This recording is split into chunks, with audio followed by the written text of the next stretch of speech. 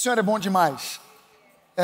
Eu quero ler com você aqui uma porção da palavra e trazer para você uma meditação rápida, que aparentemente você vai achar que não tem nada a ver com o Natal, mas eu quero ler João capítulo de número 6, perdão, 6, isso mesmo, João capítulo 6, e eu vou ler a partir do versículo 41.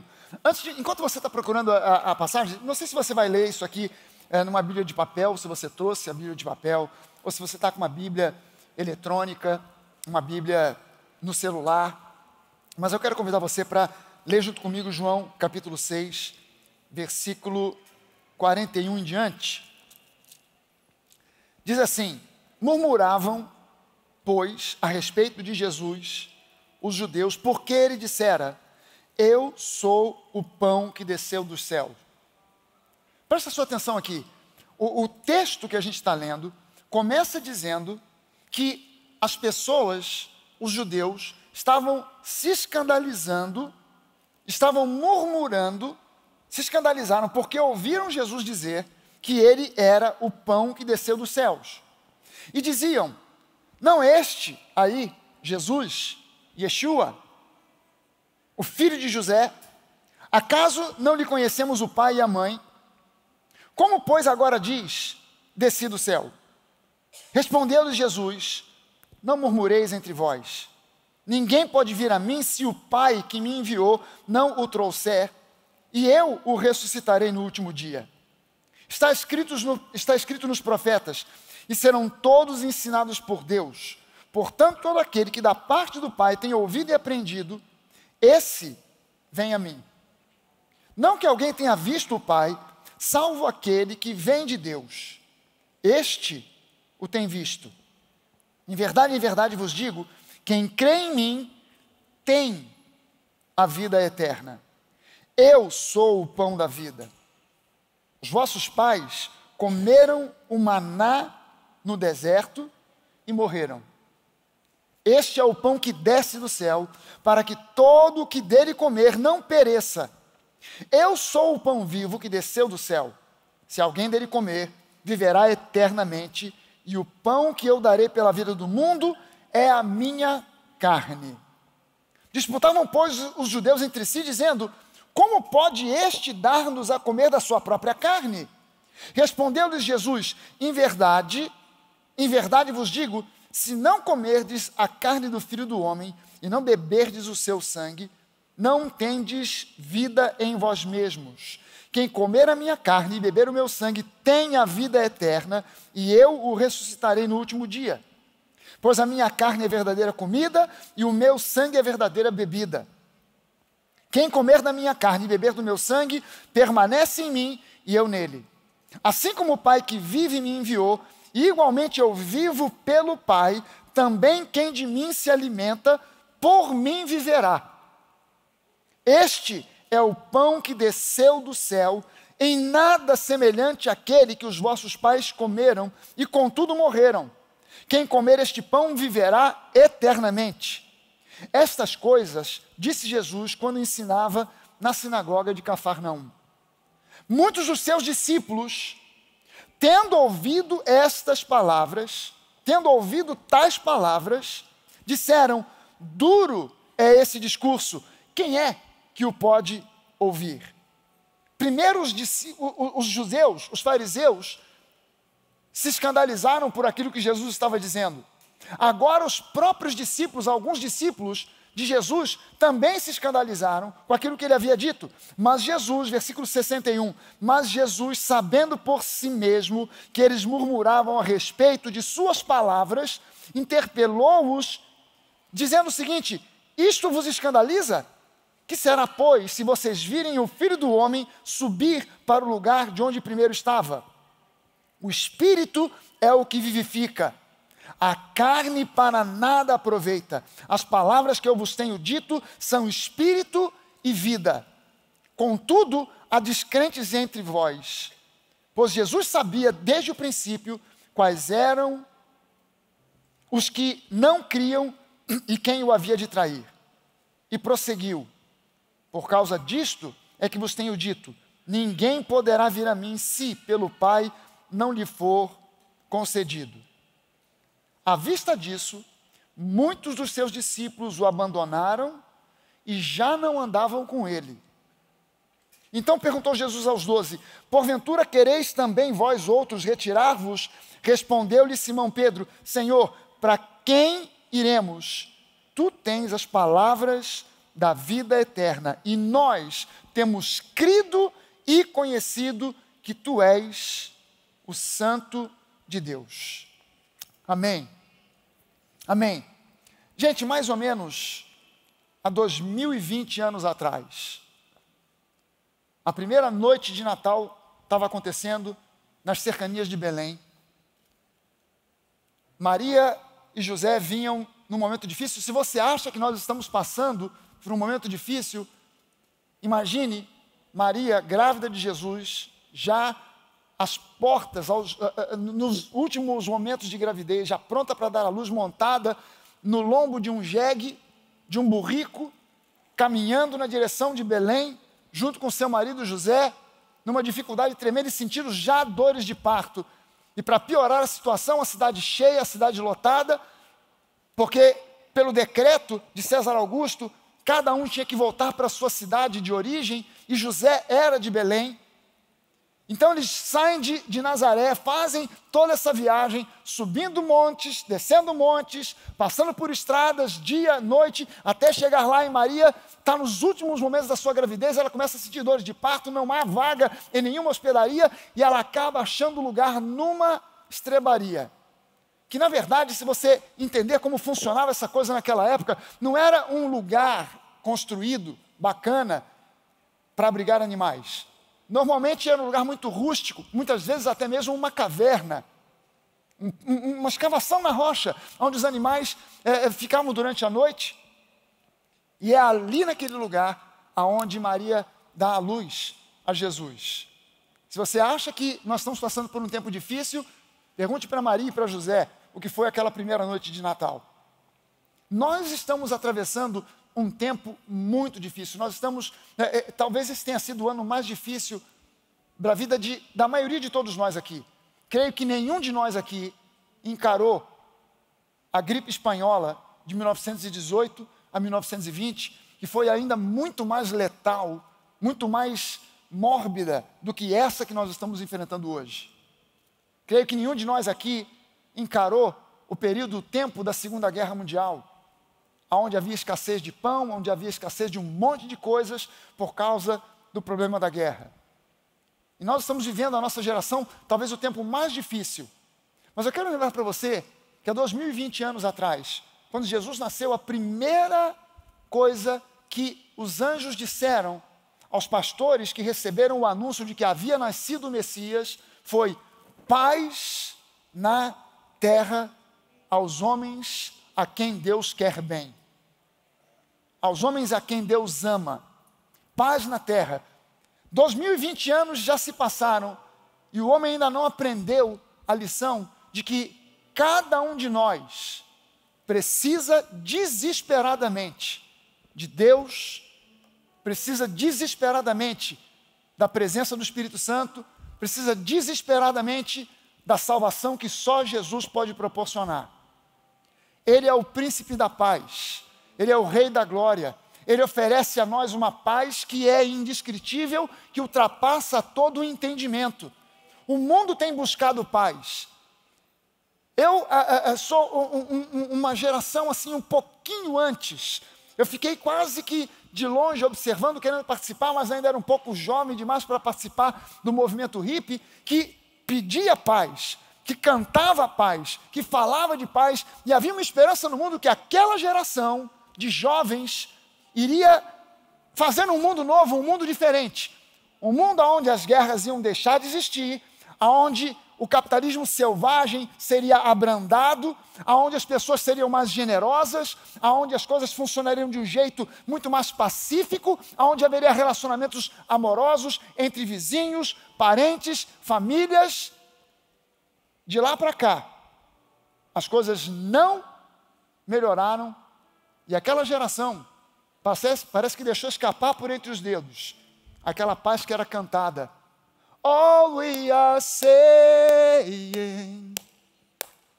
is give peace a chance. All we are saying is give peace a chance. E ninguém deu chance à paz. Aquela própria geração deixou escapar por entre os dedos.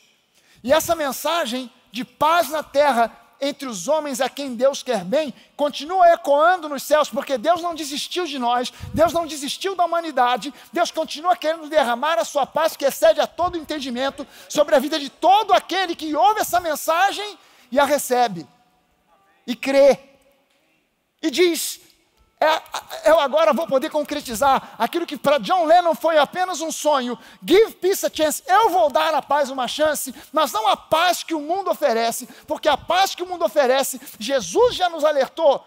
A paz que eu dou para vocês não é como a paz que o mundo oferece. A paz que o mundo oferece, ela é temporária, ela é ilusória, ela se baseia em circunstâncias, ela se baseia em acordos entre homens que são falhos, que muitas vezes mentem e enganam buscando algum tipo de vantagem, e logo que a vantagem desaparece, a paz que foi buscada vai junto pelo ralo. Não, a paz que eu ofereço a vocês, ela é shalom. Shalom é um conceito. Shalom não é simplesmente paz. Shalom é paz por dentro, paz por fora. Dê uma olhada e você vai ver que a Bíblia diz que quando Davi assumiu o trono, de Israel, Deus começou a dar a Israel paz. Davi ainda batalhou muitas batalhas, mas quando Salomão, seu filho, assume o trono de Israel, definitivamente Deus estabelece paz. E Salomão não lutou uma guerra. Salomão não comandou uma guerra, porque Deus estabeleceu uma paz que excede todo o entendimento. Salomão, como é que você pode explicar esse negócio? Os sírios estão aí doidos para comer o nosso fígado. E outros povos inimigos doidos para arrancar o nosso coração fora. Não tem explicação. A explicação é que Deus nos deu paz. Quando Deus nos dá paz, essa paz excede o entendimento. E nós, como cristãos, precisamos de uma revelação do shalom de Deus para o nosso coração. Nós precisamos muito mais do que o conceito de paz. Nós precisamos de uma revelação de shalom no nosso coração, porque Jesus nos prometeu a paz, mas muitos de nós não têm conseguido viver em paz. Mas olha só, quando Jesus é o centro de todas as coisas, quando você coloca as coisas na perspectiva certa, quando você coloca Jesus no lugar adequado, quando você coloca Jesus não numa prateleira, quando você coloca Jesus não do lado de fora, no hall da igreja, quando você não coloca Jesus do lado de fora, no corredor do seu prédio, ao invés de ser no centro da sua sala, quando você coloca Jesus no centro da sua vida, a perspectiva de vida muda, as coisas se alteram, ele começa a reinar, não porque ele impõe o seu reino, mas porque você dá a ele permissão e licença para que ele reine. Nós precisamos ter perspectiva correta. A perspectiva correta a respeito de quem Jesus é. Jesus perguntou para os seus discípulos: quem vocês dizem que eu sou? Jesus não disse: olha só, sentem aí, eu vou dar uma lição para vocês. Eu sou o príncipe da paz, eu sou o rei da glória, eu sou o Deus encarnado, eu sou o Messias prometido. Botem isso na cabeça, repitam comigo agora: Jesus é o rei, Jesus é o rei. Repitam comigo: Jesus é o príncipe da paz. Não. Jesus perguntou a eles: quem vocês entendem que eu sou? O que vocês entendem a meu respeito? Ah, Jesus, alguns dizem que você é Elias, que voltou, que reencarnou. Outros dizem que é João Batista. Não, mas vocês, qual é a perspectiva que vocês têm? Qual é a sua perspectiva a respeito de Jesus? Quem é Jesus para você? A maneira como você vê Jesus implica na dimensão de como opera a sua fé. A sua fé, ela vai agir dentro do limite daquilo que você entende a respeito de quem Jesus é. Porque se Jesus para você é aquele que te cura, você será curado. Porque se Jesus é para você aquele que na cruz do Calvário levou sobre si a sua pobreza, para que através da pobreza que ele assumiu você se tornasse rico, você vai prosperar. A maneira como você enxerga Jesus é a maneira como a sua fé vai operar. Não tem como a sua fé extrapolar a sua visão a respeito de Jesus. Quando você canta e diz, Ele é tudo para mim, eu espero que você esteja cantando de fato aquilo que está no seu coração. Ele é tudo para mim. Nós somos cristãos. Não é assim que a gente se classifica? Nós somos cristãos, eu sou cristão. O que isso significa? Isso significa que eu sou um discípulo de Jesus. Eu sou muito mais do que apenas um seguidor de Jesus. Seguidor de Jesus não me diz muita coisa. Hoje em dia, com a internet, você consegue entender melhor o que é essa coisa de seguidor. Eu tenho seguidores, gente que nunca me viu, ao vivo e a cores, mas que me segue. Alguns não só me seguem, até me perseguem.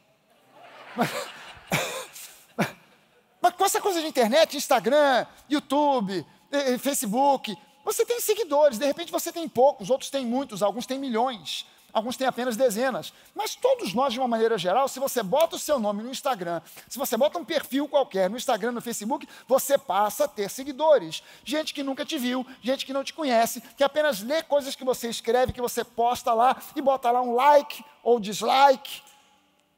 Mas Jesus não está procurando gente que ouça alguma coisa que ele disse e bote um like ou um dislike. Jesus está procurando gente que ouça e diga como Pedro, Jesus, para quem nós iremos? Só você tem as palavras de vida eterna. Para onde que a gente vai correr? Porque eu já procurei resposta, solução, numa visão política, de esquerda, não encontrei. Migrei para a direita, não deu certo. Procurei solução no misticismo, não encontrei resposta. Procurei solução em vários tipos de coisas, várias fugas, várias opções, e só encontrei paz quando encontrei Jesus. Nós aqui, na Nova, a gente faz de tudo para que cada encontro de domingo ou de quinta-feira não seja apenas um culto, onde você vem, senta, canta algumas músicas, depois ouve uma palavra e vai embora. Recebe uma oração e vai embora. Não, a gente faz de tudo para que você, a partir do momento em que bote o pé naquele hall, até o momento em que você saia para voltar para casa, você possa dizer, eu fui a um lugar pensando em assistir um culto, mas o que eu tive foi uma experiência com Deus. Foi uma experiência com Deus. As músicas, a recepção, o louvor, a palavra, tudo cooperou para que eu saísse dali entendendo um pouco mais quem eu sou em Cristo, quem Ele é para mim, qual a dimensão do amor que Ele tem por mim, da sua graça. Jesus aqui nesse discurso, às vezes as pessoas pensam que o que fez com que os judeus se escandalizassem, e até alguns discípulos, alguns seguidores de Jesus se escandalizassem, foi o fato de ele dizer, quem não comer da minha carne e beber do meu sangue não tem parte comigo. Não, Jesus estava falando de canibalismo, assustou os caras. Não é isso. Não é simplesmente isso. É um pouco mais. Por isso eu li o texto desde o início. Para você entender que o que Jesus quis dizer foi o pão que vocês receberam no deserto, o maná, era um milagre. Foi uma coisa maravilhosa. Foi uma coisa fantástica. A cada manhã, durante 40 anos, em que o povo de Israel vagou naquele deserto, a cada manhã, cada família hebraica, cada família judaica, quando acordava, o pai de família levantava, se ele levantava primeiro, ou se a mãe, a esposa levantasse primeiro, quando ela chegava na porta da sua tenda, o chão estava coberto com maná, que era um grão de cor dourada, com um sabor gostoso, e ali eles faziam várias receitas. Foi dali que surgiu o livro da pastora Denise. Tem lá, maná com carne, maná com batata, e eles faziam receitas maravilhosas. Durante 40 anos, aquele pão, aquele maná, não veio do inferno. Quem deu aquilo não foram os midianitas. Quem fez aquilo para eles era Deus, todo dia. Todo santo dia tinha maná na porta. Eles não precisavam se preocupar. Eles colhiam maná e alguns, no início, colhiam a mais, pensando assim, bom, pode ser que amanhã não tenha esse negócio, eu vou já fazer uma reserva aqui. No dia seguinte, aquela reserva estava toda podre, cheia de bicho. Aí eles chegavam na porta, tinha maná fresco, todo dia, durante 40 anos. E Jesus está falando a respeito desse milagre, desse evento milagroso. Os pais de vocês viram algo que nenhum de vocês viu. Todo dia, durante 40 anos, havia material, havia substância que chovia do céu, dada por Deus, não era dada por homens, não era dada pelo diabo, era dada por Deus que estava na porta, e dali eles tiravam um alimento, e eles subsistiram durante todo aquele tempo no deserto, alimentados por aquele pão. Mas eu preciso dizer uma coisa para vocês. Aquelas pessoas que comeram daquele pão, elas morreram, porque aquele pão só alimentava o físico.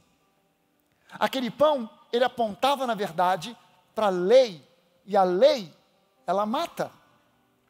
A letra da lei mata. Aquele pão lembra o tempo em que Moisés era o líder do povo, era o líder de vocês. E vocês, liderados por Moisés, debaixo da lei, comeram do maná, mas ainda assim, todos pereceram, incluindo o próprio Moisés. Eu sou o pão que veio do céu, para dar a vocês a vida eterna. E aquele que crer em mim e comer da minha carne e beber do meu sangue, terá a vida eterna e eu o ressuscitarei no último dia. Foi isso que escandalizou os judeus. Não, mas Moisés passou. Agora, o que vocês precisam não é ficar almejando, nunca mais vai chover maná. Nunca mais vocês vão experimentar maná. O maná cessou no momento em que o povo entrou na terra de Canaã. No dia que a Bíblia diz que no dia que eles cruzaram o Rio Jordão, naquele dia em diante, o maná cessou. Eles entraram numa outra dimensão, numa outra fase. Agora eles entravam na terra que não tinha maná, tinha leite e mel. Agora vocês vão entrar num lugar e vocês vão possuir cidades que vocês não construíram.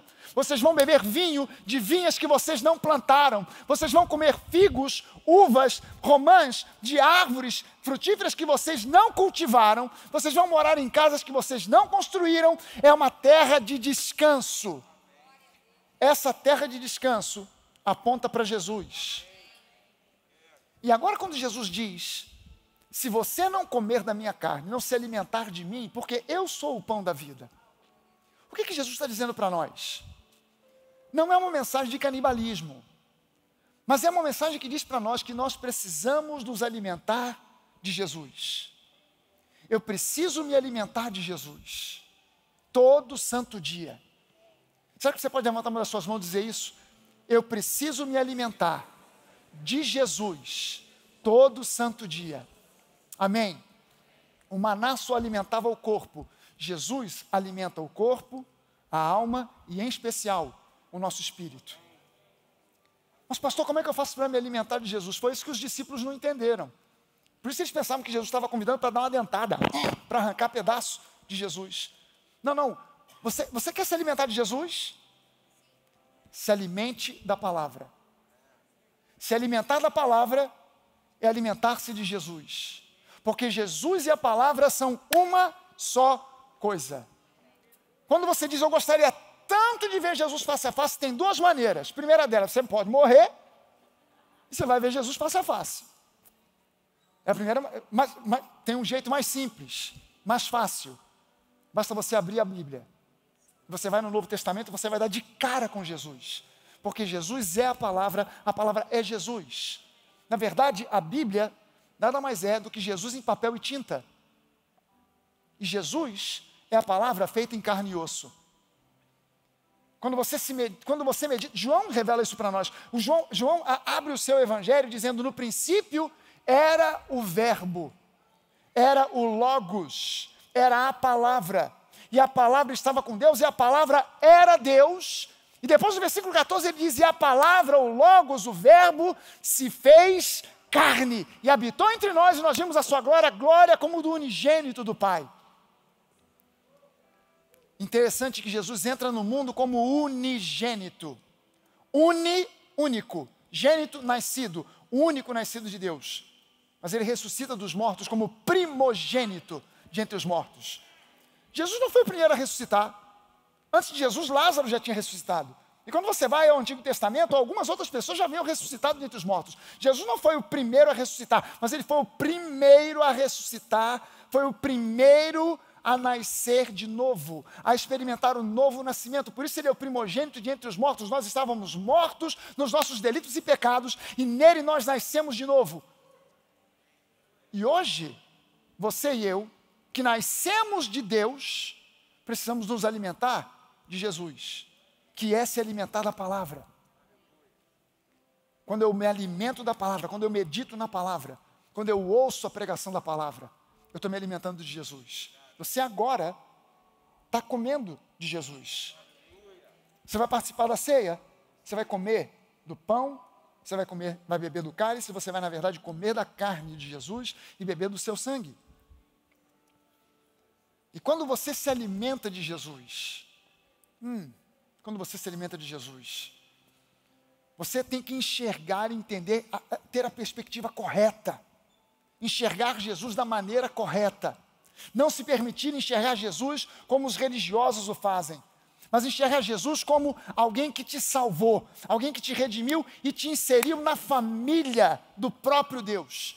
E entenda o seguinte, a gente quando lê na Bíblia, dizendo que nós fomos adotados, a gente puxa isso para a nossa cultura e imagina alguém, uma criança que foi adotada. Uma criança que foi adotada, bem, ela não nasceu da minha genética, é meu filho do meu coração. Beleza, ok, é uma atitude linda, louvável, mas não é isso que a Bíblia quer dizer para nós.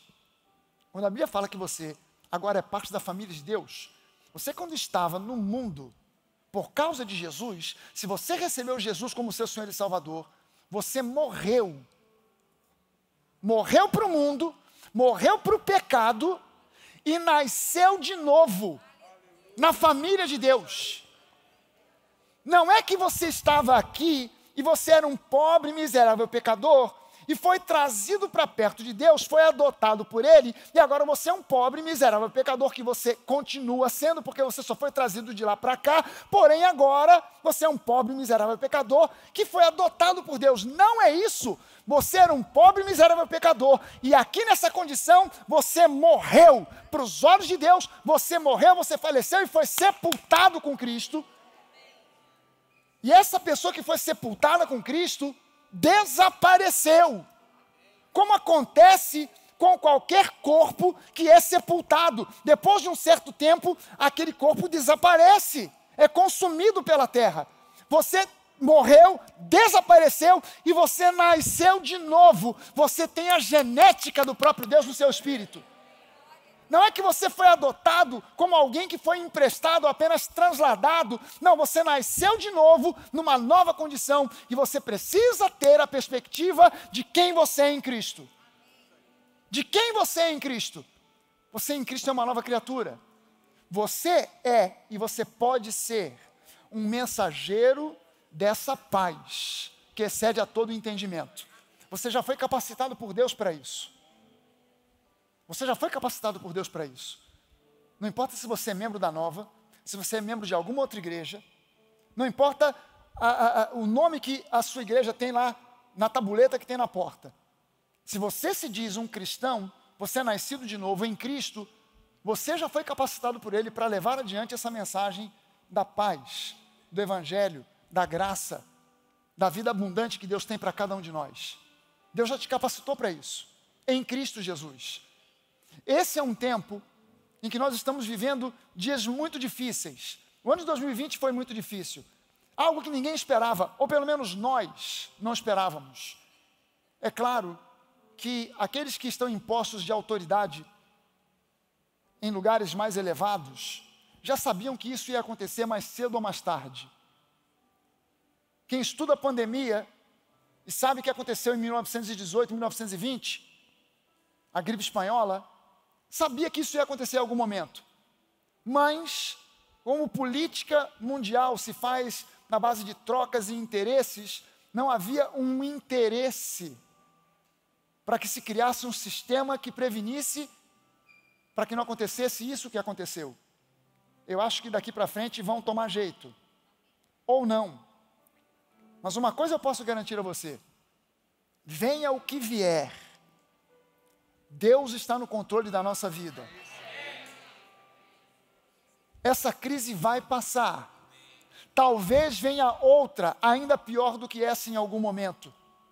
Mas uma coisa eu sei, Deus está no controle da minha e da sua vida. O Senhor é nosso pastor e nada nos faltará. Nada nos faltará. Tenha a perspectiva correta. Pastor, o vírus, o corona e tal, o comércio vai fechar. Meu irmão, se precisar, Deus vai fazer com que apareça uma mala cheia de dólar, cheia de euro na porta da sua casa. Se Deus pode fazer chover maná para o povo de Israel, Ele pode fazer aparecer sustento na sua vida, no lugar onde você menos espera, onde você não tem nenhuma perspectiva, Deus pode fazer aparecer. Porque Ele é Deus, Ele continua sendo Deus e Ele está no controle da sua vida. Para Deus isso é fácil, para Deus sustentar você no meio da crise é mole. Ele é o dono do ouro e da prata, Ele é o Senhor de todas as coisas. Ele não tem carência e necessidade de absolutamente nada. Ele pode fazer com que apareça na sua porta. Sabe da história daquela velhinha, aquela senhora crente, que morava numa rua, onde os seus vizinhos não a suportavam porque ela era crente. E todo dia eles viam, era uma viúva, ela não tinha de onde tirar sustento, e um dia eles ouviram, passaram, a janela da casa estava aberta, ela estava orando, e eles ouviram dizendo, a velhinha dizendo, Deus manda o sustento, eu preciso do teu sustento. E eles disseram, vamos pregar uma peça nessa velha. Foram no supermercado, fizeram uma compra, botaram tudo na porta dela, bateram e saíram correndo. Ela abriu a porta e disse, obrigado, Senhor, pelo teu sustento. Levou tudo para casa e os caras morrendo de rir. E ela está pensando que foi Deus. Mal sabem os infelizes que Deus estava usando os caras para ser a resposta da oração da velhinha. Você está entendendo que Deus tem 1000 maneiras de suprir a sua necessidade? O que você não pode nem precisa é se deixar levar pela ansiedade e pela preocupação? Você precisa da perspectiva correta, porque Deus é bom, Ele é teu Pai, Ele te ama e Ele cuida de você. Amém?